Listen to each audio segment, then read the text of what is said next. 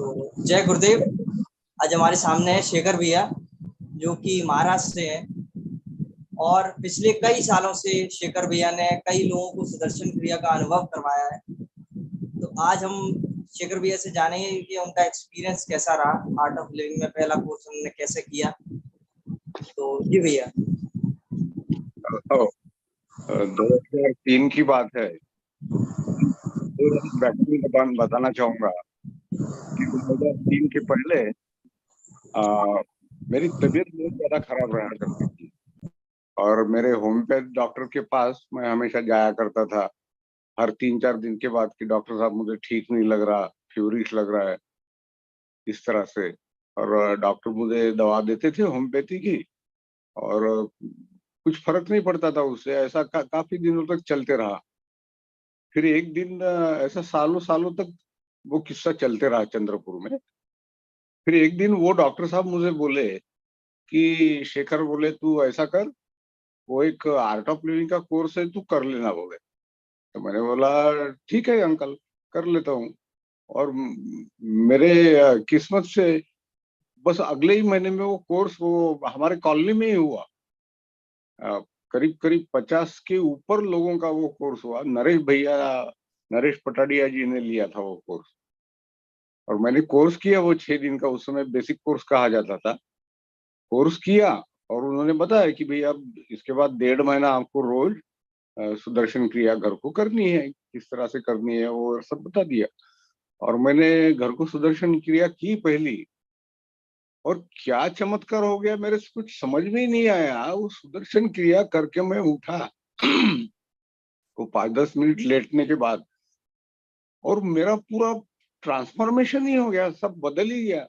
वो मेरी थकावट, वो मेरी तबीयत खराब रहना, वो मुझे फ्यूरिश लगना, ये सब गायब ही हो गया। वो कहाँ चले गया मेरे कुछ समझ में ही नहीं आया। और उस दिन के बाद मैं कभी आज तक थका ही नहीं। यानी वो जो पहले थकावट और मुझे अच्छा नहीं लग रहा, ठीक नहीं लग रहा, ये कभी हुआ ही नहीं मेरे साथ। ये कैसा हुआ कुछ समझ में ही नहीं आया। यानी वो it was as good as miracle. यानी वो रीजन के बाहर है। और उस समय मुझे पहले मैंने जो सुना था कि सुदर्शन क्रिया से यूं होता है त्यों होता है, तो मुझे कुछ वो यानी ऐसे ही जस्ट लगा कि भाई बोलते होंगे ऐसा। लेकिन ये जब मैंने खुद ने अनुभव किया तो मुझे लगने लगा कि भाई ये तो सचमुच में ऐसा होता है। तो वो पहला मेरे लिए पहला आश्चर्य का एक बहुत बड़ा धक्का था। और उस दिन से मैं जो डिवोटी, इतना पक्का डिवोटी बन गया आर्ट ऑफ लिविंग का, तो वो आज तक मेरा डिवोशन दिन ब दिन बढ़ते ही गया। और उसके बाद में मैंने वहीं पर हमारे कॉलोनी में ही एक तुरंत कोर्स ऑर्गेनाइज किया था। बहुत सक्सेसफुल रहा वो कोर्स। काफी लोगों का, मेरे ख्याल से 27-28 लोगों का वो कोर्स हो चुका था। उसके बाद में मैंने एक कैंप भी, मेडिकल कैंप भी वहां पर ऑर्गेनाइज किया था। वो भी काफी सक्सेसफुल रहा। नागपुर से हमने एक गायनोकोलॉजिस्ट को लाया था, स्त्री रोग निदान शिविर था वो। और उसके लिए भी सारा हमने वहाँ अरेंज किया था। और आसपास के सब रूरल एरिया के, हमारे कॉलोनी के काफी सारे लोगों ने उसका लाभ लिया था। तो मुझे इतना आनंद आने लगा वो सारे कोर्सेस में और सेवा प्रोजेक्ट्स में। जो भी सेवा, यानी कोई भी सेवा रही तो मैं बिल्कुल पूरे जोश के साथ वो किया करता था। और उसके बाद तो एक एक कोर्सेस तो मेरे यूं ऐसे होते चले गए कि यानी वो कुछ सालों के बाद मैंने मुड़ के देखा तो मुझे खुद का ही आश्चर्य लगने लग गया कि ये इतनी स्पीड से अपन कैसे क्या बढ़ गए। फिर मेरी नागपुर में ट्रांसफर हुई और उसके बाद मेरे एडवांस कोर्सेस हुए, डीएसएन हुए, और देखते देखते मेरा टीटीसी फेज 1 भी हो गया 2 साल में। 2 ही साल में टीटीसी फेज 1 हो गया मेरा। उसके बाद फिर मेरी सर्विस जॉब के कारण यहाँ वहाँ ट्रांसफर होने लग गई। तो फिर मेरा टीटीसी उस समय फेज 1 फेज 2 हुआ करता था टीटीसी का। फिर फेज 2 के लिए मैं अप्लाई किया तो वो कुछ कॉल नहीं आता था उसका। 1-2 बार हुआ, मैंने बोला ओके कोई बात नहीं, बाकी तो सारे बहुत सारे कोर्सेस है, तो फिर मैंने ब्लेसिंग्स कोर्स किया, भानु दीदी का सहज समाधि किया, अपना प्रज्ञापाद जी का श्री श्री योगा किया, और प्रज्ञापाद जी का ही ब्लेसिंग कोर्स वासद आश्रम में किया। ऐसे बहुत सारे कोर्सेस मैं बस करते ही गया, एडवांस कोर्सेज भी करते गया, और श्रावण महीने में रुद्र पूजा वगैरह ये सब बस करती, पीछे मुड़ के देखा ही नहीं मैंने। और धुलिया डिस्ट्रिक्ट में मेरी ट्रांसफर हुई थी उस समय, वहां गए बराबर मैंने, उस समय चिकनगुनिया बहुत चला करता था। तो जैसे चिकनगुनिया का वहाँ सब चलता था, तो मैंने गए वहां पर, ज्वाइन होते ही 8 दिन के अंदर वहाँ चिकनगुनिया का कैंप ले लिया था। वहां के मैंने आर्ट ऑफ लिविंग के मेंबर्स को ढूंढ कर निकाला, उनको जमा किया, और मैंने बोला यहाँ की चिकनगुनिया की परिस्थिति कैसी है? तो बोले साहब वो यहाँ तो बहुत लोगों को चिकनगुनिया हुआ है। तो मैंने बोला चलो अपने यहाँ एक चिकनगुनिया का कैंप ले लेते हैं। तो मैंने वो रिन्यू कैंप वगैरह सब डिसाइड किया, और 8 दिन के अंदर वहाँ एक 30-35 लोगों का चिकनगुनिया का कैंप भी ले लिया, और काफी सक्सेसफुल हुआ वो। और सब लोगों का एक्सपीरियंस था कि वो 3-4 दिन के कैंप से उनको काफी सारी राहत मिल गई। तो बड़ी खुशी हुई मेरे को, मैंने बोला ये तो बहुत अच्छी बात हो गई। फिर मैंने उनको पूछा यहाँ सत्संग वगैरह कुछ होता है कि नहीं? तो बोले पहले हुआ करता था, आजकल नहीं होता। तो मैंने बोला चलो फिर अब सत्संग भी शुरू करते हैं अपन लोग।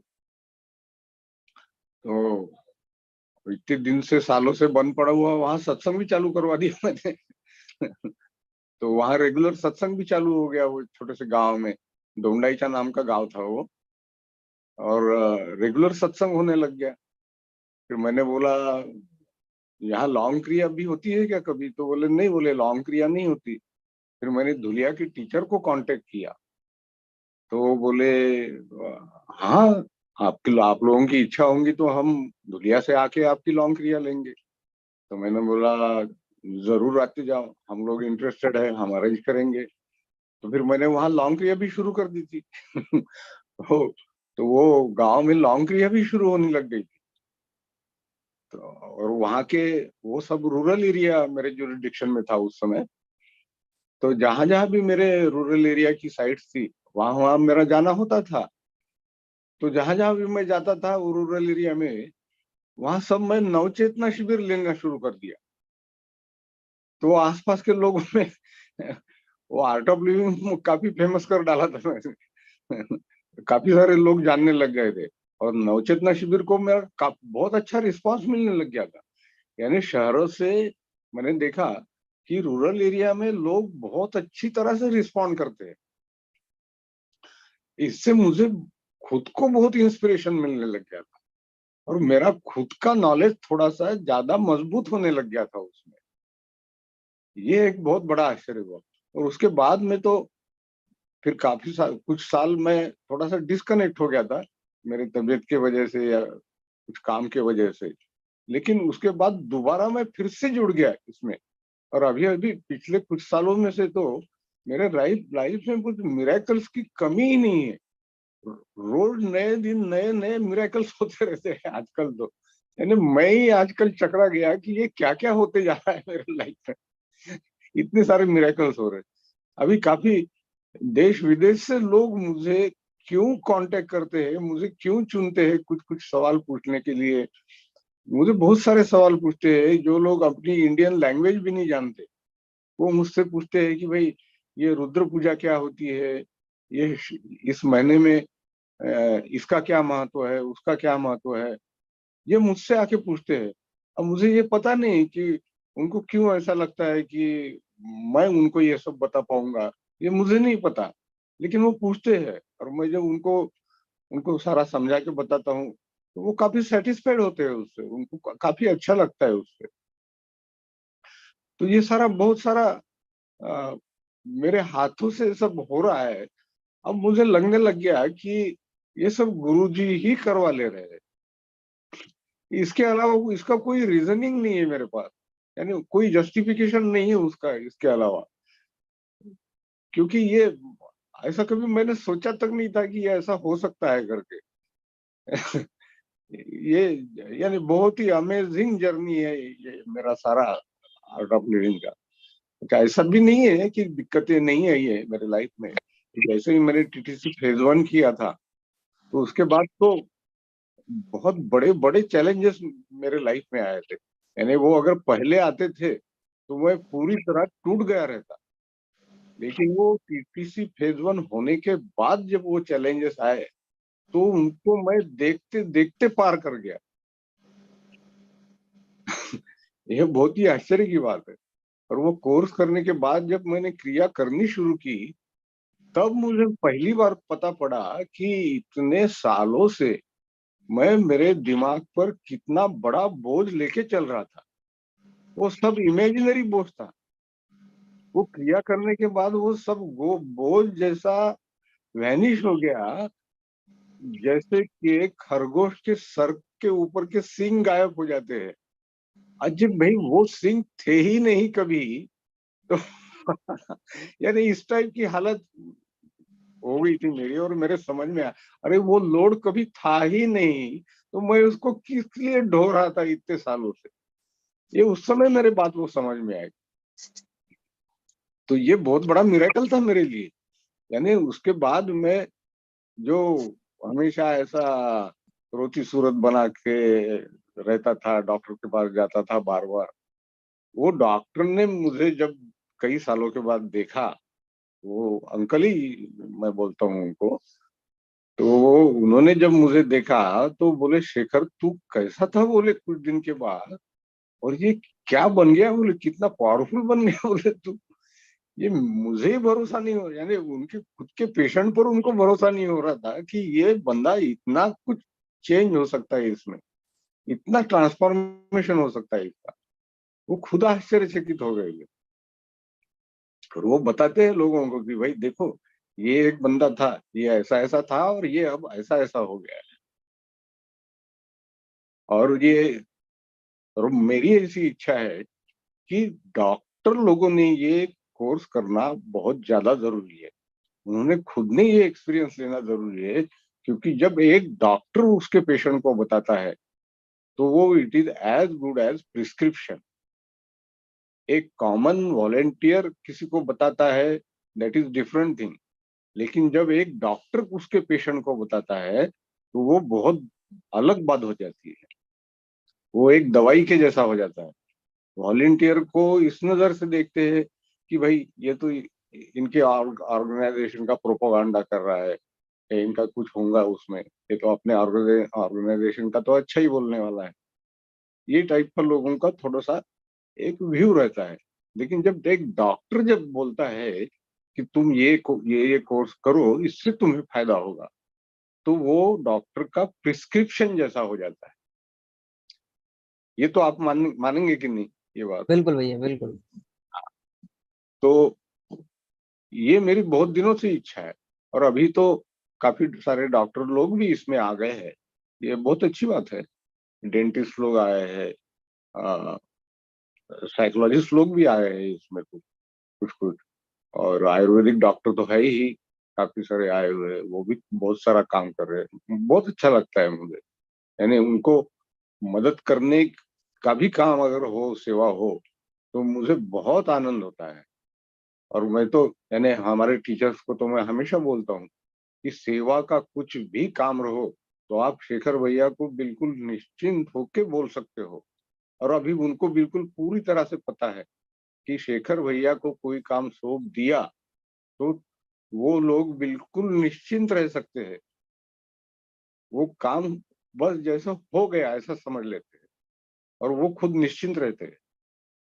इतना मैं उनको बिल्कुल, मैंने, उन्होंने ये देख लिया है मेरा। कई सालों से उनके साथ मैं जो जुड़ा हूँ, पिछले 15-20 सालों से, तो वो अब पहचानने लग गए हैं।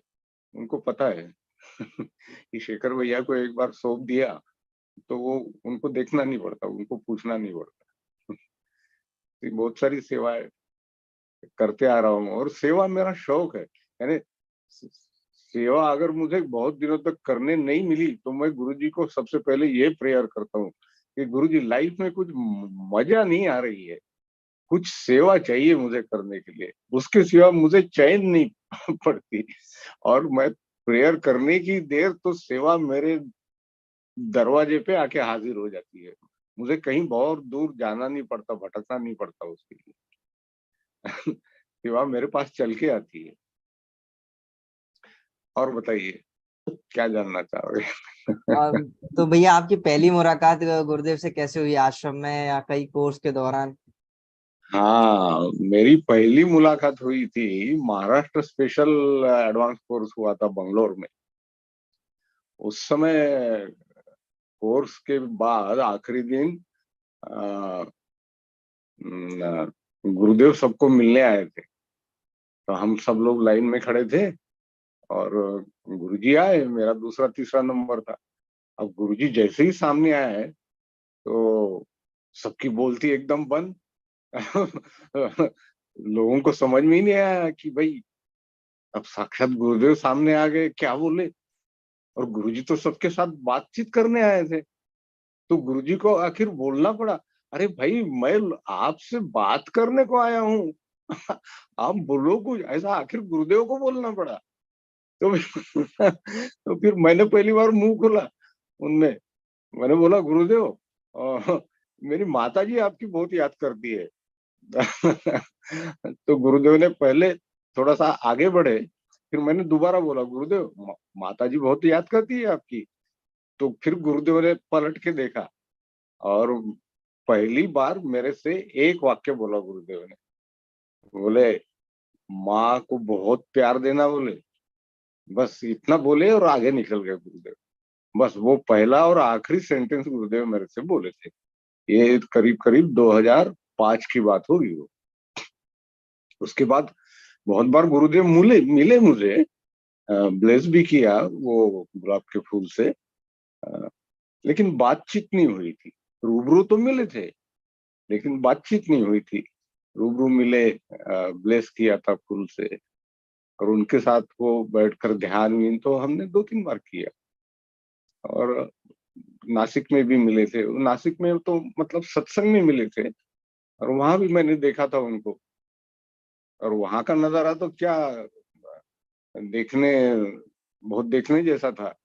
और गुरुदेव जैसे ही रैम पर ऐसे चल रहे थे ना, लंबे चौड़े ऐसे रैम था और वो पूरे ग्राउंड में लोग थे। तो जैसा मैग्नेट अपन घुमाते हैं ना ऐसा, लोहे की वो ग्रेन के पास से, तो जैसे ही मैग्नेट घूमता है तो लोहे के ग्रेन्स भी उसके साथ साथ घूमते हैं। बस एग्जैक्टली वो सीन था। जैसे गुरुदेव घूमते थे तो सारे लोग उनके साथ साथ साथ साथ घूमते थे।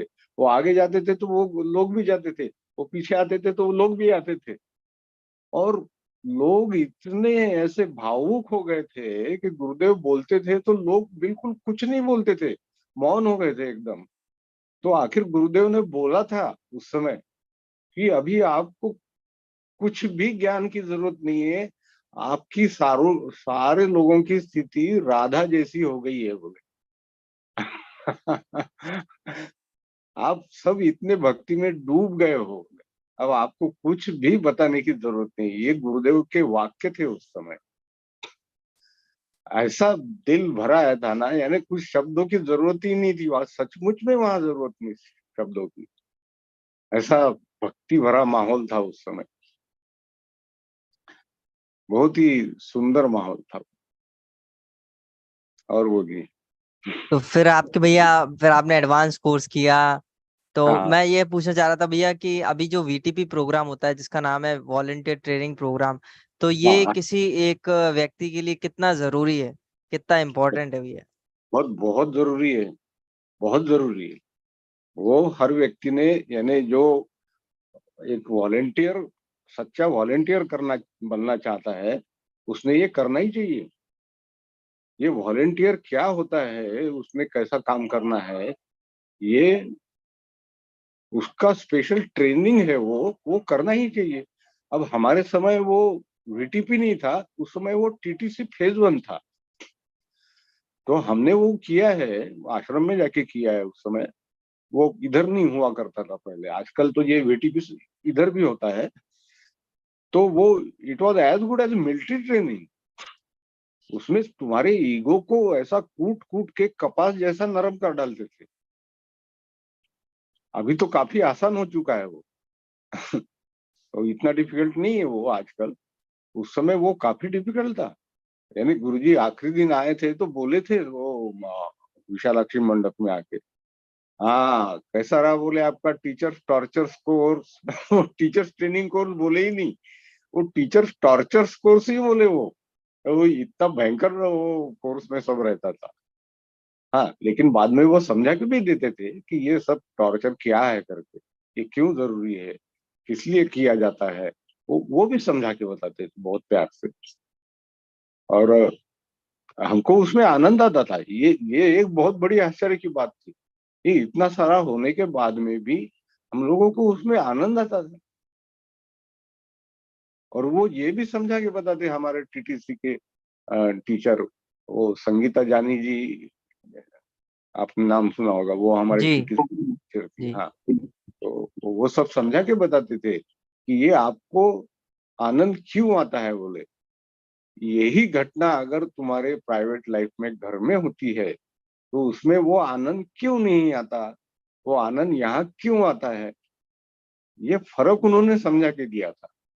मैं इसलिए सबसे अपील करना चाहूंगा कि ये वीटीपी जरूर करना चाहिए लोगों को, ये जरूरी है अगर सच्चा वॉलेंटियर बनना है। ये डीएसएन और वीटीपी ये दोनों कोर्स जरूर करना चाहिए, बिल्कुल सही सही कहा आपने भैया। है ना। हाँ। हाँ और और फिर हाँ हम मैं ये आपसे पूछना चाह रहे थे भैया कि ये जो पथ हमें मिला है, जो गुरुदेव ने दिया है, इस पे हाँ जो साधना, सेवा और सत्संग तीनों बताया है, तो एक हाँ साधक के लिए कितना जरूरी है? बहुत ज्यादा जरूरी है, बहुत ज्यादा जरूरी है। क्योंकि मैंने देखा कि तुम्हारी रेगुलर साधना अगर छोड़ देते हो, समझो एक 7-8 दिन के लिए छोड़ देते हो, तो उसके बाद क्या होता है ये तुमने अगर ऑब्जर्व कर लिया तो तुम्हारे समझ में आ जाता है क्या होता है। तो उसके बाद ऐसा तुम अगर थोड़े से भी अवेयर होंगे तो तुम्हारे ध्यान में आ जाती है ये बात कि क्या क्या गड़बड़ होती है उसके बाद। तो यानी मेरा तो ये कहना है कि जिसको सुदर्शन क्रिया मिली हुई है उसने पक्का समझ लेना कि उसके लिए वो बहुत जरूरी है ही, इसीलिए मिली है वो बहुत भाग्यवान है और उसको जरूरी थी इसीलिए मिली है। जो अभागे है उनको तो वो मिल ही नहीं सकती, उनका समय आने का है। जिनका समय आया हुआ है उनको वो बहुत जरूरी है इसीलिए मिली है। वरना हम देखते हैं ना, अभी मैंने कई कोर्सेस असिस्ट किए हैं, तो जो सेंटर रहता है वो सेंटर के आसपास के लोग बहुत कम रहते हैं उसमें। वो कई 10, 20, 50, 20 किलोमीटर दूर के लोग वहां से आते हैं और वो बोलते हैं हमको ये कोर्स करना ही है। ये कैसा होता है भाई। ये मतलब ये इन लोगों को गुरुजी चुन कर लाते हैं, वहां भेजते हैं। तो हम लोग ये जो कोर्स में आने वाले पार्टिसिपेंट रहते, ये हमको ये पक्का पता रहता है कि ये लोगों को गुरुदेव ने भेजा है, ये हमारे करने से नहीं आए हुए हैं। क्योंकि हम किसी लोगों को बोलते हैं और कोर्स में दूसरे ही लोग आते हैं। यानी हम जिनके घर घर जाते हैं वो कोर्स में बहुत कम आते हैं, बाकी दूसरे लोग ज्यादा आते हैं।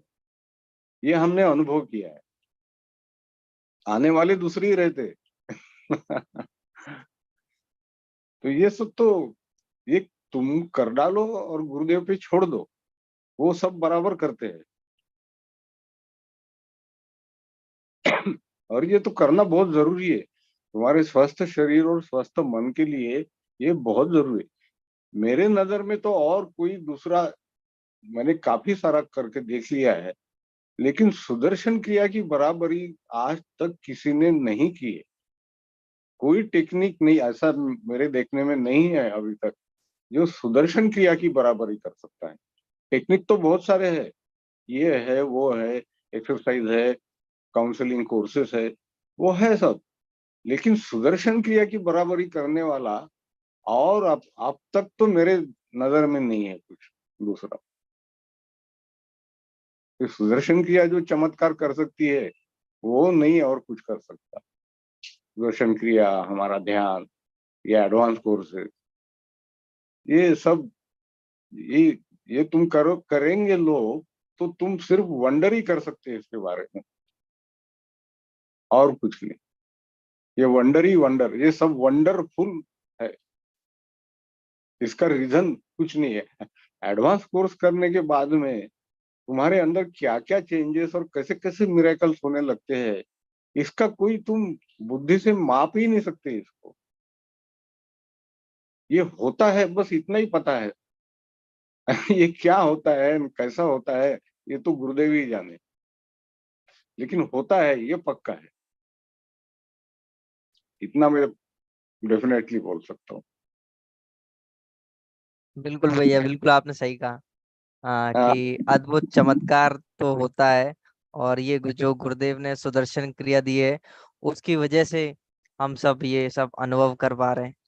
हाँ तो भैया और कोई आप गुरु स्टोरी बताना चाहें तो बिल्कुल आप बता सकते हैं। हाँ, गुरु स्टोरी तो वैसे तो काफी सारी गुरु स्टोरीज है।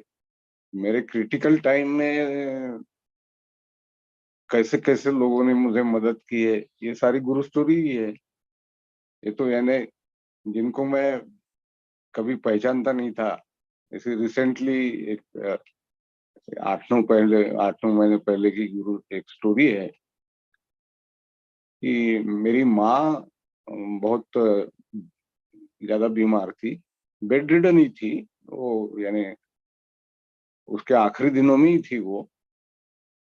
और मुझे कुछ दवा की अर्जेंट जरूरत थी, उसको अर्जेंटली वो दवा देनी थी, और मेरी खुद की भी तबीयत ठीक नहीं थी। तो मैं एक दुकान में गया, मेडिकल स्टोर के मेरे एरिया के, और उसको बोला यार ये मुझे दवा ये चाहिए। तो बोले सर आप एक काम करो, ये अभी तो है नहीं, लेकिन मैं एक 15-20 मिनट में, 1 घंटे के अंदर ये मंगवा देता हूँ, और आप निश्चिंत रहिए, मैं आपको घर को पहुंचा देता हूँ, आप अपना खाली एड्रेस दे दीजिए। अब वो मैं पहली बार उस दुकान में गया था। मैं ना तो उसको पहचानता था ना वो मेरे को पहचानता था, लेकिन वो बोले सर आप अपना एड्रेस दे दीजिए, मैं पहुंचा दूंगा। वो कुछ तो भी 1,500-1,000 की दवा हो गई होंगी।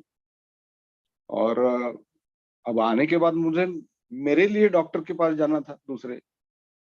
अब मैं सोचा कि भाई इसके लिए 1,500-2,000 घर को पैसे रख दूंगा, और मैं डॉक्टर के पास चले जाऊंगा, ताकि ये आ जाएगा तो इसको पैसे मिल जाएंगे और दवा घर को पहुंच जाएंगी। तो मैं मेरे डॉक्टर के यहाँ अपॉइंटमेंट होने की वजह से क्या है, पैसे देना भूल गया घर को, और मैं चले गया डॉक्टर के यहाँ। और डॉक्टर के यहाँ जाने के बाद मेरे को एकदम से याद आई कि अरे ये तो आने वाला था और मैंने तो पैसे ही नहीं दिए। फिर मैंने उसको मेडिकल वाले को फोन किया है, यार ये गड़बड़ हो गई। तो बोले क्या हुआ भैया? यार मैंने बोला तुम्हारे पैसे देने के, घर को छोड़ने के रह गए, आप अगर निकलने के होंगे दुकान में से तो थोड़ी देर रुक जाओ, मैं आधे घंटे में पहुंच रहा हूँ। अरे कैसी बात कर रहे, बोले अंकल आप निश्चिंत आराम से आओ, बोले पैसे की कोई जल्दी नहीं है, बोले पैसे वैसे की चिंता मत करो, बोले मैं आपके यहाँ, मैं निकल गया हूँ, मैं घर को आपके दवाई छोड़ दूंगा, पैसे का बाद में देख लेंगे, बोले पैसे की चिंता मत करो, बोले। और मैं जब तक मेरे डॉक्टर के यहाँ से मैं घर को पहुंचा तो उसने दवाई घर को लाके छोड़ भी दी थी। मैंने बोला है भगवान, गुरुजी आप ही आके दवाई छोड़ के गए हो। फिर शाम को इतनी बारिश हुई कि मैं उसके दुकान भी नहीं पहुंच पाया। फिर मैं दूसरे दिन उसके दुकान में पहुंचा, या मेरे ख्याल से काफी रात को पहुंचा, और रात को उसको पैसे देने के लिए पहुंचा तो वो दुकान में था नहीं। उसकी एक छोटी सिस्टर थी, छोटी सी बच्ची ही थी वो बच्ची को बोला मैंने कि वो सवेरे भैया दवा छोड़ के गए, उनके मेरे ख्याल से इतने इतने पैसे हो गए होंगे, उन्होंने बताया होगा तो आप ये पैसे रख लेना। तो बोले नहीं भैया ने तो बताया नहीं है, बोले ऐसा कुछ। तो मैंने बोला ठीक है, तो आप इतने पैसे रख लो, और जितने पैसे होते होंगे वो उससे काट लेना, बचे हुए पैसे मेरे को वापस दे देना, मैं आ जाऊंगा कल। तो बोले नहीं, बोले मैं ऐसे पैसे नहीं लूंगी बोले, और जब तक भैया नहीं बताते तब तक नहीं लूंगी बोले। तो मैंने बोला भैया को फोन करके पूछ लो। तो बोले नहीं, बोले वो भैया ने बताया, बोले ऐसे पैसे नहीं लेना। तो मैंने बोला यार कमाल है दवा भी छोड़ देते हो, पैसे लेने से भी इनकार करते हो, भैया को पूछते भी नहीं हो। मैंने बोला तो वो बच्ची बोली, अरे अंकल बोले ये पैसे की क्या चिंता करते हो बोले, अरे भूल जाओ बोले पैसे वैसे, वो देखेंगे बोले बाद में। यानी उनको पैसे की बिल्कुल लेने कुछ लेना, ऐसा मानो जैसे वो मेरे को वैसी दवा दे ही दी है उन्होंने, क्या इस तरह से वो बोल रहे थे। तो मैं दूसरे दिन गया, तो वो फिर वो दुकानदार मिला मुझे। मैंने बोला भैया वो तो पैसे भी लेने को तैयार नहीं थी आपकी सिस्टर। वो दुकानदार मेरे से मुस्कुराते हुए बोला, वो मैंने ही बोला था बोले उसको पैसे नहीं लेने के लिए। मेरे को इतना आश्चर्य हुआ। मैंने बोला क्यों भाई, तुमने क्यों बोला? क्योंकि बोले मेरे को आपको डिस्काउंट देना था बोले, वो दवा की कीमत तो वैसी बहुत ज्यादा है बोले, लेकिन मेरे को आपको डिस्काउंट देना था। मैं क्या करूंगा बोले इतने सारे पैसे लेके। मैंने बोला क्यों भाई, मेरे पर इतनी दया क्यों? बोले आप पर नहीं, मैं सब पर ही ये सबको ही ऐसा डिस्काउंट देता हूँ, और आप तो अड़चन में थे बोले, आपकी माँ की तबीयत खराब थी, तो बोले आपसे मैं ज्यादा पैसे कैसे लूंगा बोले, और आप खुद इतने अड़चन में होने के बाद आप आपको पैसे के लिए मैं कैसा अड़ा था बोले। मेरे को इतना अच्छा लगा, मैंने बोला ये सिर्फ गुरुजी का ही काम है, ये गुरुजी ने ही किया है। यानी मेरे को उस समय खाली मेंटल सपोर्ट की जरूरत थी, जो गुरुजी ने इतना अच्छा आदमी उस समय भेज के मेरे को एक बहुत बड़ा मेंटल सपोर्ट दे दिया था। ये ऐसा वरना कौन करता है आजकल की दुनिया में, है ना? तो बिल्कुल ऐसे बिल्कुल भैया। मैं उसी पीरियड में मेरे साथ हुई। माँ जब हॉस्पिटल में एडमिट थी, तो एक 2-3 हजार रुपए का बिल मेरा एक दोस्त मेरे अफसेस में वहां पर दे के चले भी गया था, उसने बताया भी नहीं। वो वहां के सिस्टर लोग बता रहे थे, कोई तो भी आया था बोले आपका दोस्त, वो उसने ना ना बोलते हुए भी वो बिल दे के चले गया बोले। मैंने बोला कौन था वो, तो नाम पता नहीं बोले उसका कौन था। फिर बाद में मुझे पता चला कि वो कौन था। तो मैंने बोला यार तू बिल भी दे के चले गया? तो बोले, मैं बोला वो इतने इतने हजार का बिल था, मैं अभी तुरंत आके तेरे को दे देता। तो बोले तू मेरे को तुरंत आके दे भी दिया तो भी मैं तेरे से पैसे लेने वाला नहीं हूँ। मैंने बोला क्यों भाई? अरे मैंने तेरी मदद की है बोले, तेरे से पैसे वापस लेने के लिए थोड़ी की है बोले मदद। और मेरे को सचमुच उस समय पैसे की बहुत अड़चन थी, सचमुच मेरे पास बहुत बहुत पैसे कम थे। अब गुरुदेव ने वो व्यवस्था परवारी कर डाली मेरी व्यवस्था, यानी मेरे को सोचने और बोलने का समय भी नहीं दिया। अभी ये गुरु की कृपा नहीं है तो क्या बोलेंगे इसको। ये ऐसी छोटी मोटी गुरु स्टोरी तो कई होती थी मेरे साथ, कई बार होती थी। कितनी बताओ गुरु स्टोरी, पूरी रात चली जाएगी। बहुत समय चले जाएगा गुरु स्टोरी बताते बताते। बिल्कुल बिल्कुल आप शेयर कर सकते हैं, कोई दिक्कत नहीं भैया। मतलब काफी लोग इंटरेस्टेड हैं, और आप हम तो यही चाहते हैं जितना आप बता सकें हम बिल्कुल। हाँ, और एक किस्सा बताऊंगा। बीच में मैं जहाँ जॉब किया करता था, वो जॉब वाले ने मुझे 4 सालों तक सैलरी ही नहीं दी। प्राइवेट जॉब था। अब वो देता हूँ करते करते मैं उसके भरोसे रहा, और बस ऑफिस जाता था और पेट्रोल खर्चा करता था। और 4 साल के बाद मुझे ध्यान में आया कि साला अपन बेकार ही पेट्रोल खर्चा कर रहे हैं, रोज ऑफिस में जा रहे हैं, और साला ये कौड़ी भी नहीं दे रहा। फिर एक दिन मेरे को क्या आया दिमाग में, मैंने भी ऑफिस में जाना बंद कर दिया।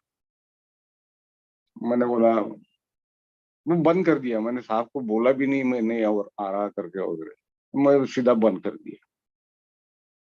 और मेरी माँ बीमार, मेरा इनकम सब पूरा बंद, मेरे को पेंशन नहीं। फिर जो बैंक बैलेंस था मेरा वो सब धीरे धीरे पूरा नील हो गया। इतना नील हो गया कि मेरे पास कुछ भी नहीं बचा। जो थोड़ा सा अ, ये मिलता था, मेरा जो डिपॉजिट था उस पर जो इंटरेस्ट मिलता था, उसके रेट्स भी बीच में इतने कम हो गए थे कि उस पर घर नहीं चल सकता था मेरा। तो कभी कभी ऐसी हालत हो जाती थी कि कुछ भी पैसा नहीं रहता था, यानी सामान लाने के लिए पैसा नहीं रहा करता। और मेरी ये आदत नहीं है किसी को पैसे मांगना। मैं चाहे भूखा रहूं, लेकिन मैं ऐसा मांगता नहीं हूँ किसी से पैसे। हाँ, मेरा जो बैलेंस है किसी की तरफ, उसके लिए मैं तो उसको रिक्वेस्ट कर सकता हूँ ज्यादा से ज्यादा, उससे उससे अधिक मैं नहीं करता कुछ। और वो भी एक हद तक ही करता हूँ, उसके आगे मैं नहीं करता किसी को ऐसी रिक्वेस्ट। तो एक दिन ऐसा मैं विचार कर रहा था कि भाई क्या किया है, अब कैसा करना। नई नौकरी तो ढूंढ ही रहा था मैं, नई नौकरी के तलाश में मैं भटक ही रहा था। इधर माँ की तबीयत भी खराब थी, नए नौकरी की तलाश में भी भटक रहा था, धूप धूप में भी घूम रहा था नए नौकरी के लिए। उसमें सनस्ट्रोक भी हुआ था मेरे को, बीमार भी पड़ गया था। और एक दिन अचानक मेरे बेटी का मुझे मैसेज आया कि पापा बोले तुम्हारा अकाउंट नंबर के डिटेल्स सारे मेरे को भेज दो। मैंने बोला किस लिए बेटा? तो बोले आपके अकाउंट में पैसे भेजने हैं। तो बोले, मैंने बोला कितने? तो बोले 1 लाख रुपए। मैंने बोला क्या, 1 लाख रुपए काय के लिए? तो बोले नहीं वो अ, मेरे हस्बैंड ने बोला है। मैंने बोला एक बार जरा ठीक से पूछ ले उसको, ऐसा कोई ऐसा 1 लाख ऐसे ही कोई भेज देता है क्या? बोला मन में आया और भेज दिया। तो बोले नहीं उन्होंने ही बताया है, बोले भेजना है करके। तो मैंने बोला अच्छा ठीक है, मैं अकाउंट की डिटेल्स तो भेजता हूँ, लेकिन ये 1 लाख वगैरह मत भेज मुझे। तो 30-40 हजार भेज दे, 30-40 हजार में मेरे 2 महीने निकल जाएंगे, उसके बाद का बाद में देखेंगे। फिर और वो 50 हजार के ऊपर भेजेंगे, फिर वो मेरे को इनकम टैक्स में दिखाना पड़ेगा, वो और एक हेडेक हो जाएगा। मैंने बोला तू खुद आएंगी तो मेरे को थोड़े थोड़े देते जाना, फिलहाल 40 हजार भेज दे, मेरे को थोड़ी सी नीड है भी अभी। तो वो मेरा 40 हजार में 2-1 महीने निकल जाएंगे, तब तक मैं नौकरी ढूंढ ही रहा हूँ, मेरे को मिल जाएगा कुछ ना कुछ। तो 7-8 दिन के बाद वो आने ही वाली थी, तो मैंने अकाउंट नंबर वगैरह तो भेज दिया उसको। लेकिन वो जैसे ही 7-8 दिन के बाद आई, उसने सीधा 50 हजार मेरे हाथ पर थमा दिए। अब ये मेरा सारा प्रॉब्लम ही खत्म हो गया उस समय।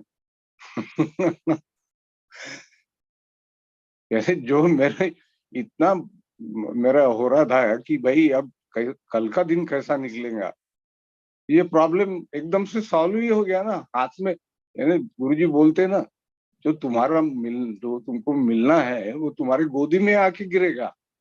तो वो सचमुच वैसा ही, लिटरली वैसा हुआ। यह, वो पैसे कैश मेरे हाथ में आए, और जो अकाउंट नंबर दिए थे बाद में बचे हुए पैसे उसमें आ गए। यानी उससे मेरा 1-1.5 साल निकल गया, कोई चिंता की जरूरत नहीं पड़ी। और उसके बाद फिर और किसी किसी तरह से मेरे अकाउंट में पैसे वो आना शुरू हो गए।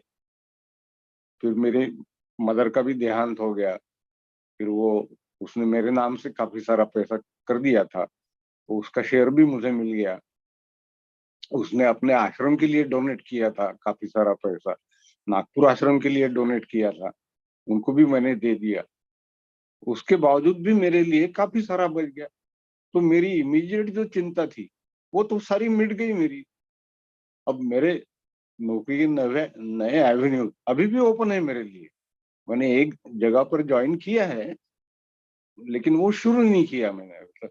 तो वो भी हो जाएगा। और आज तो मुझे सेवा में इतना आनंद आ रहा है।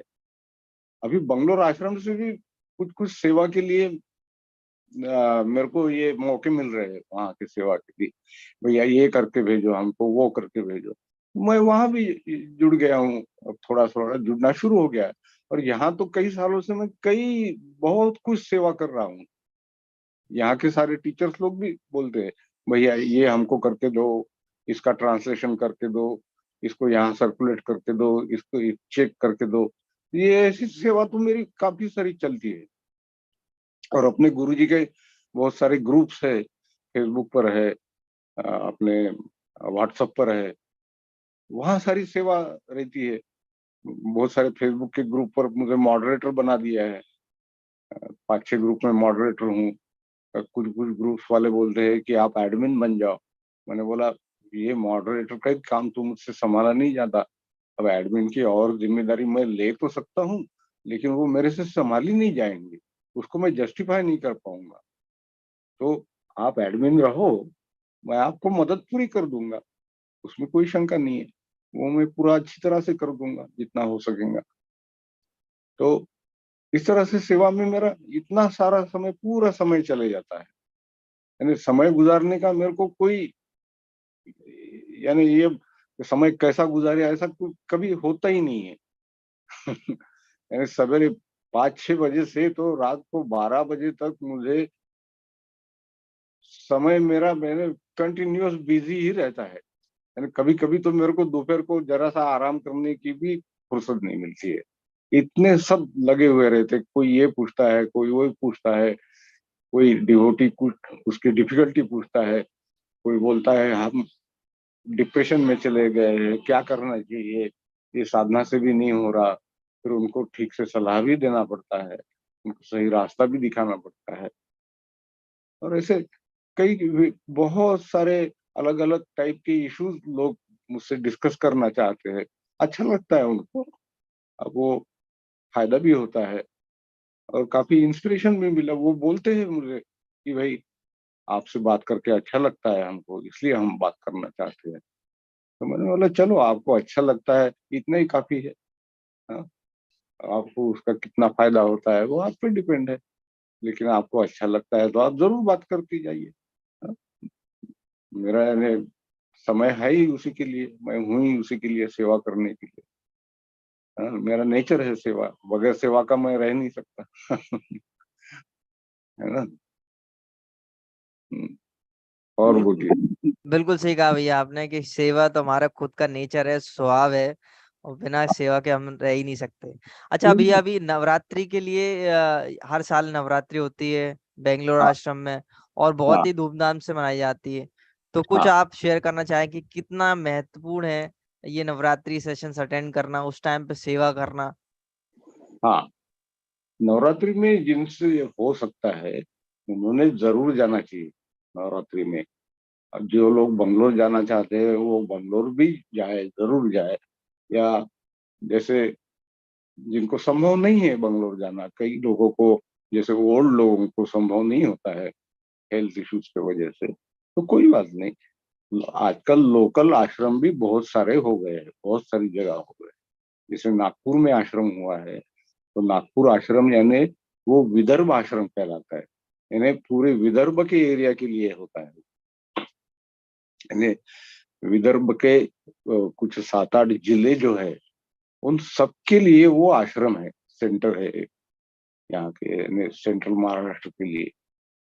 तो यहाँ काफी सारे वो बंगलोर आश्रम के जैसे ही सारे नवरात्रि के प्रोग्राम्स होते हैं पूरे 9 दिन। वही सब होमाद यज्ञ वो सब होते हैं। तो they are same, exactly same, वही समय पर होते हैं, उसी के जैसे होते हैं, और वैसे ही लोग यहाँ रहते हैं। वो सब मैंने अटेंड किए हैं यहाँ के, तो वही इफेक्ट होता है पूरा। और बहुत प्यूरिफाइंग इफेक्ट है। जो लोग उसमें उपास कर सकते हैं पूरी तरह से, उन्होंने भी वो करना चाहिए। जैसे गुरुजी बोलते हैं कि वो, यानी साल भर का तुम्हारा रिनोवेशन करने का एक मौका है, नई ऊर्जा तुम्हारे में जनरेट करने का मौका है। तो जिनको जिनको संभव है, पॉसिबल है, उन्होंने जरूर करना चाहिए। अब नहीं संभव है तो कम से कम मानसिक रीत्या उससे जुड़ जाना चाहिए, होमाज अटेंड करना चाहिए, यज्ञ अटेंड करना चाहिए, उससे भी फायदा होता है। तो कहने का मतलब जितना संभव हो सके उतना जरूर करना चाहिए, सबने करना चाहिए। भाई इससे क्या होगा, उससे क्या होगा, ये झंझट में नहीं पड़ना, बस जाके बैठ जाना, कर लेना। ये तो मेरा सीधा सीधा गणित है। वहां बहुत ज्यादा दिमाग लगाने की जरूरत नहीं है। वहां तुमको कुछ भी नहीं करना पड़ता। वहां जाके सिर्फ बैठना है, बस आंखें लगा के। बस जैसे गाड़ी में अपना जर्नी कर रहे हैं तो बस मस्त बैठे हैं, बस उसी टाइप से करना है। कितना आसान है, बस यही तो है, और क्या है। तो जरूर करना चाहिए। बंगलोर भी है, और तो गुरुजी तो ये भी ब्लेस करते हैं कि भाई जिनकी इच्छा थी लेकिन नहीं आ पा रहे, उनको भी वो सारा पुण्य दे देते हैं गुरुजी। कितने कंपैशनेट है अपने गुरुजी, कितने कृपालु है कि जिनकी सिर्फ इच्छा मात्र है उनको भी वो सारा पुण्य दे देते हैं। ये कितनी बड़ी बात है ये। हाँ, कितना अच्छा लगता होगा वो लोगों को कि जिनकी इच्छा है लेकिन वो जा नहीं पाए बेचारे। कितना अच्छा लगता होगा ना उनको। बिल्कुल सही कहा भैया आपने, उनको भी बहुत अच्छा लगता है। है ना। और कुछ किस्से जो आपने टीटीसी के हो, जो प्री टीटीसी के हो, वो काफी लोग जानना चाह रहे हैं भैया, आप उनको कुछ शेयर कर सकते क्या टीटीसी का क्या? हैं? हाँ मतलब अगर टीटीसी में कोई किस्सा हुआ हो, कुछ याद हो आपको, कोई स्टोरी वगैरह, तो जो अमेजिंग स्टोरी हो तो आप बता सकते हैं।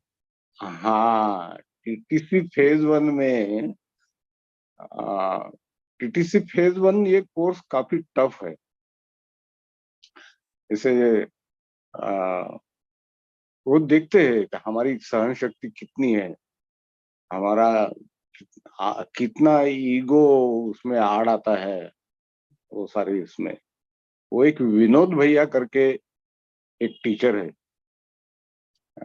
अभी मेरे ख्याल से वो कोर्सेस लेते हैं कि नहीं पता नहीं। उस समय वो टीटीसी के कोर्सेस लेते थे। बहुत ज्यादा स्ट्रिक्ट थे वो, बहुत भयंकर स्ट्रिक्ट थे वो विनोद भैया।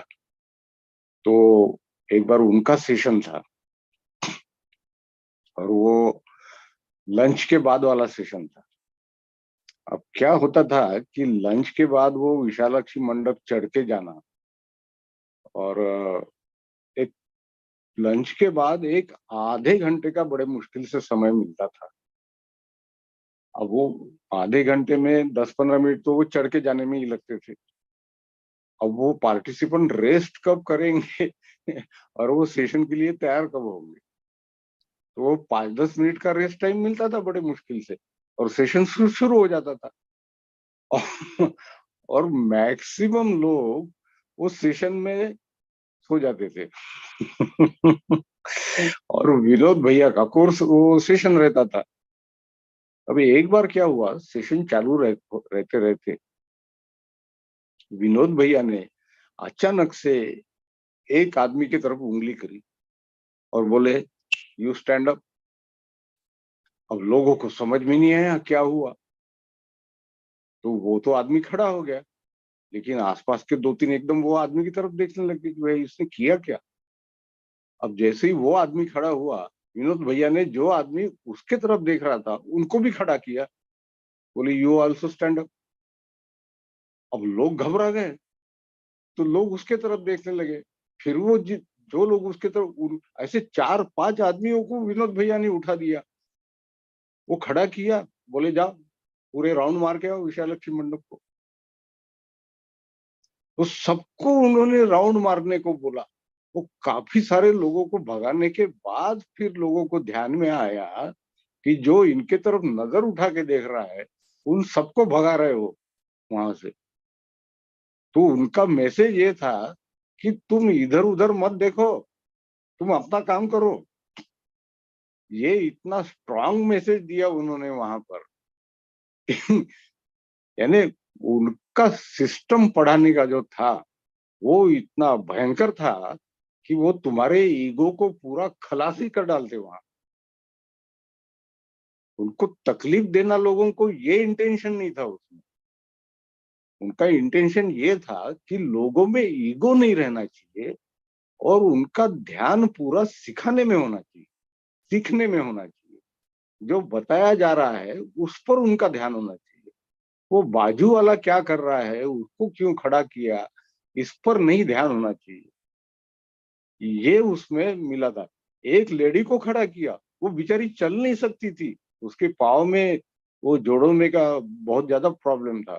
उसको बोले आप दौड़ते हुए जाओ, बोले दौड़ते हुए राउंड मार के आओ, बोले। वो बोले मैं चल नहीं सकती, बोले मुझे दौड़ना संभव नहीं है, बोले मेरे लिए। वो बोले मुझे कुछ नहीं सुनना, बोले आपको दौड़ते हुए ही जाना पड़ेगा, बोले। उसने भगा दिया उसको वहां से, हॉल में से। और उसके बाद में सारे लोगों को बताया, बोले देखो, बोले आप यहाँ कोर्स करने आए हो ना, तो यहाँ से अगर आपको कूदने को भी बोला, बोले नीचे खाई में, तो जिसकी तैयारी होंगी ना कूदने की, उसी ने यहाँ बैठना, बोले बाकी लोग वापिस जा सकते, बोले। अरे बाप रे, पिन ड्रॉप साइलेंस हो गया हॉल में। लोग एकदम बाल खड़े ही हो गए लोगों के। क्या भयंकर टीचर है, बोले। अरे अरे इस तरह के बहुत सारे अनुभव आए लोगों को वहां। मुझे भी एक बार ब्रेक में, आ, अब क्या, मेरी रोज की आदत यहाँ की और वहाँ का रूटीन एकदम थोड़ा सा एकदम से बदल गया था ना, तो मुझे बहुत कॉन्स्टिपेशन होने लग गया था वहाँ। तो मुझे शुरू में 2-3 दिन मेरा पेट ही साफ नहीं हुआ। अब अब हुआ क्या, अब वो कभी ना कभी तो साफ होना ही था ना। तो वो एक बार दोपहर को 2 बजे मेरे को जोर से टॉयलेट लगी।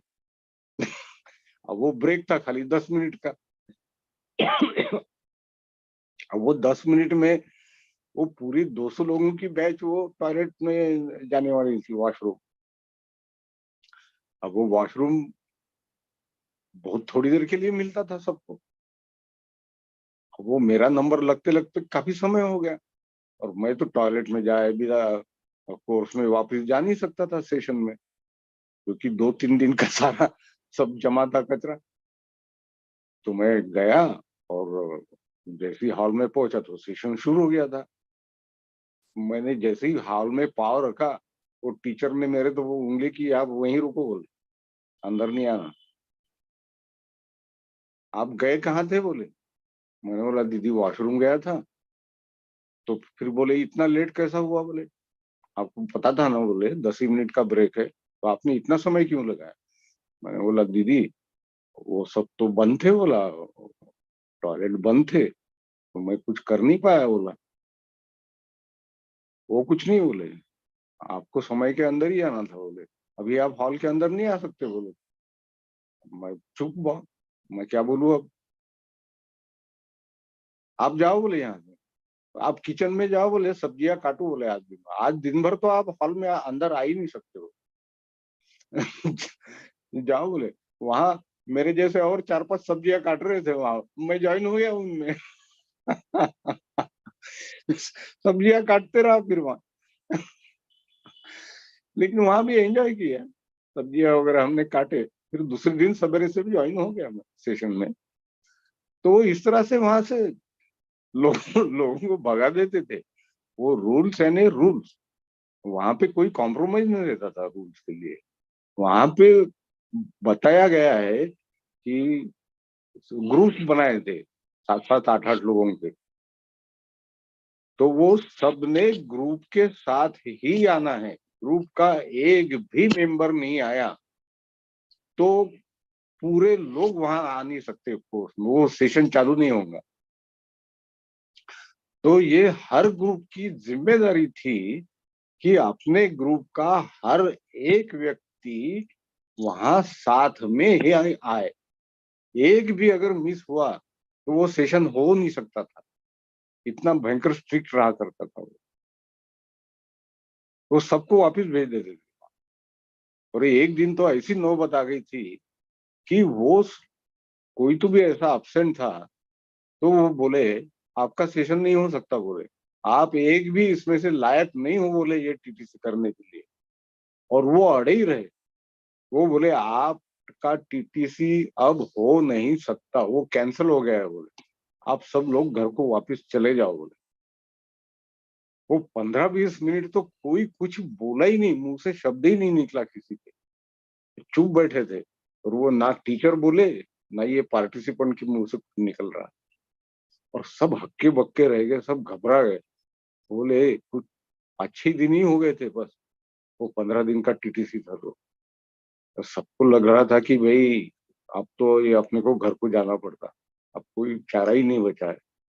फिर एक दूसरे टीचर आए तो बोले देखो आपकी तरफ से मैं वकालत करूंगा, बोले आपको, आपकी तरफ से मैं उनको समझाऊंगा कि इस बार इनको जाने दो, लेकिन ध्यान रखना बोले अगली बार ये ऐसी गलती कभी मत करना, बोले इस बार तो बचा लूंगा मैं तुमको, अगली बार नहीं बचा सकूंगा, बोले तो अगली बार ये ऐसी गलती बिल्कुल मत करना, बोले इसको जरा सीरियसली लो, बोले नहीं तो ये सचमुच तुमको निकाल देंगे, बोले यहाँ पे। उसके बाद एक भी दिन एक भी लोग एक भी लेट नहीं हुआ, सबके सब बिल्कुल राइट टाइम वहां आते थे। तो और 15वें दिन तो सारे ऐसे नरम हो, कपास जैसे ऐसे नरम नरम हो गए थे। किसी में कुछ भी बचा नहीं था, ईगो इतू सभी। सब सीधे, सबके वजन कम हो गए थे, सबकी पैंट ढीली हो गई थी वहां। बड़ी मजा आई थी। फिर हम सब लोग साथ में गए थे ट्रेन में, तो बड़े एंजॉय करते थे, मस्त। बहुत बहुत मजेदार, बहुत इंटरेस्टिंग किस्से सब ऐसे। बहुत ही मजेदार किस्सा था भैया। और हाँ, निश्चित रूप से जिन लोगों ने टीटीपी किया है उन लोगों को हाँ, ये सब अनुभव हुआ है, हाँ, जो बीटीपी किए हुए हैं वो सब हाँ। अब बहुत ही अच्छे मजे हुए खिलाड़ी बन गए हैं। हाँ, हाँ। तो बहुत ही बढ़िया भैया। और भैया वॉलेंटियर्स के लिए कुछ आप संदेश देना चाहें, दो शब्द उन्हें बताना चाहें किस तरीके से हमारे वॉलेंटियर्स एकदम एक्टिव हो जाएं और इस पद पर वो हमेशा आगे बढ़ते रहें। हाँ, वॉलेंटियर के लिए मैं ये बताना चाहूंगा कि आप जब किसी भी सेवा के लिए जब मैदान में उतरते हो ना, तो ये बहुत जरूरी रहता है कि ये तुम अपना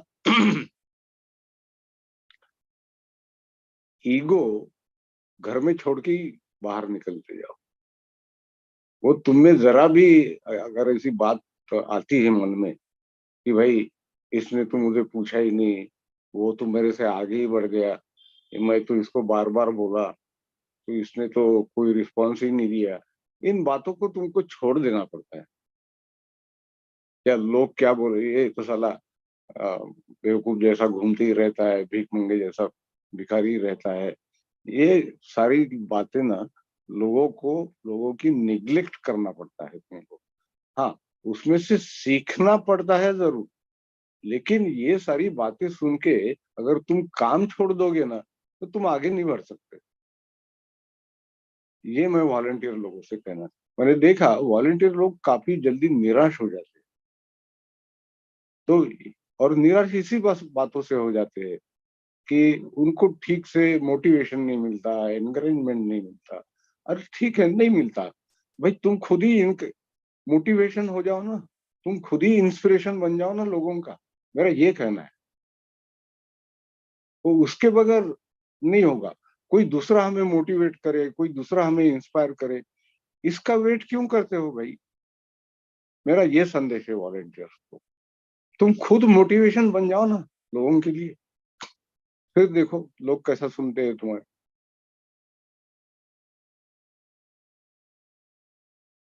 अच्छा, ये करने के लिए, ये तुम्हारे में ताकत आने के लिए तुमको साधना, ध्यान, ये लेकिन तुमको करना जरूरी है, क्योंकि इसके बगैर ये सारी ताकत नहीं आएंगी तुम्हारे में सहने की वगैरह वगैरह। इसलिए साधना तुमको करना ही पड़ेगी, उसके बगैर चारा नहीं है। तो तुमको साधना भी करना पड़ेगी, तो सेवा करने की इच्छा अपने आप जाग जाएगी। और जितनी तुम सेवा ज्यादा करोगे उतना तुम ध्यान भी अच्छा कर पाओगे। जितना तुम ध्यान अच्छा कर पाओगे उतनी सेवा अच्छी कर पाओगे। ये दोनों चीजें बहुत कॉम्प्लीमेंट्री है एक में को, दोनों कॉम्प्लीमेंट करती है एक में को। एक करे तो दूसरी बढ़ती है, दूसरी करे तो पहली बढ़ती है, ये दोनों साथों साथ बढ़ते ही बढ़ते चली जाती है। ये अनुभव है मेरा। तो वॉलेंटियर को जरूरी है कि वो ध्यान भी करे और सेवा भी करे, दोनों साथ साथ करे। तो साधना और सेवा ये जरूरी है, सत्संग अपने आप होने लग जाता है।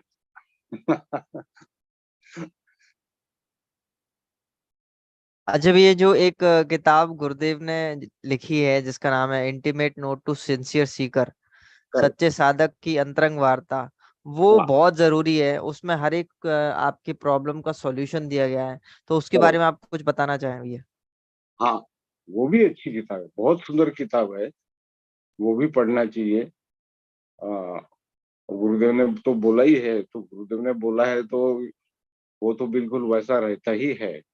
वो उसके अभी मेरे ख्याल से वो सारे जो पार्ट्स है वो कंपाइल भी हुए हैं एक एक वॉल्यूम में। अलग अलग भी पार्ट्स है, वो जब अलग अलग थे वो सब सब मेरे पास है। वो पढ़ना चाहिए, वो बहुत हैंडी है, बहुत छोटे छोटे है उसमें नॉलेज शीट सारे। वो पढ़ना चाहिए। बाद में वो मौन की गूंज नाम की किताब है, वो भी बहुत सुंदर है। मौन की गूंज थोड़ी सी मोटी किताब है, लेकिन वो बहुत सुंदर है। उसमें भी छोटे छोटे एक एक पेज के, आधे आधे पेज के ऐसे बहुत सारे नॉलेज शीट्स है उसमें। बहुत, हम लोग तो लॉन्ग क्रिया में जाते हैं तो टीचर्स लोग उसमें का कोई भी एक पेज ओपन करके हमको उसमें ये एक नॉलेज शीट सुनाते हैं, और बहुत अच्छा रहता है वो। यानी बिल्कुल प्रॉपर समय पर साधना होने के बाद जब रिसेप्टिव मूड में रहता है साधक, उस समय वो बराबर सुनने से वो बराबर अंदर उतरता है। वो मैक्सिमम ऑप्टिमम रिसेप्टिव मूड में रहता है उस समय वो साधक। वो प्रॉपर समय, साधना होने के बाद थोड़ा सा एक एक पेज पढ़ लिया तो भी हो जाता है। वरना जिसको इंटरेस्ट है वो तो बहुत समय उसमें वो ज्ञान पढ़ने में लगा रहता है। जैसा मैं, अब मेरे को तो वो नॉलेज के सिवा दूसरे किसी चीज में इंटरेस्ट भी नहीं आता। मैं कई सालों से तो टीवी देखता ही नहीं, मेरे को टीवी लगाना ही नहीं आता मेरे को आजकल। मैं करीब करीब 10 साल से मैं टीवी लगाया नहीं। मेरे यहाँ तो कोई मेहमान आता है, बोलता है यार टीवी लगा, तो मैं बोल देता हूँ उसको, यार मेरे को टीवी लगाना नहीं आता, ये रिमोट ले और तू ही लगा ले। इतना इंटरेस्टिंग है ये सब नॉलेज शीट्स और ये अंतरंग वार्ता वगैरह, ये बहुत ही सुंदर किताबें है।